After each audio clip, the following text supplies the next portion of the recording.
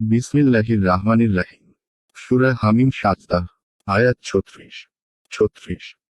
যদি শয়তানের কুমন্ত্রণা তোমাকে প্ররোচিত করে তাহলে আল্লাহকে স্মরণ করবে। তিনি সর্বশ্রোতা, সর্বজ্ঞ। আয়াতের তাফসীর। যদি শয়তানের কুমন্ত্রণা তোমাকে প্ররোচিত করে, তবে আল্লাহর কাছে আশ্রয় প্রার্থনা করো। 1. নিশ্চয় তিনি সর্বশ্রোতা, সর্বজ্ঞ।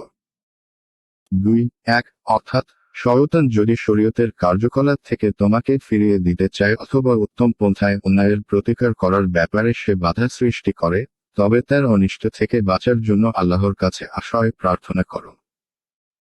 2. আর যে সত্তা এরকম যে, তিনি সকলের কথা শোনেন এবং প্রত্যেক কথা জানেন, তিনি আশ্রয় প্রার্থীদের আশ্রয় দিতে পারেন।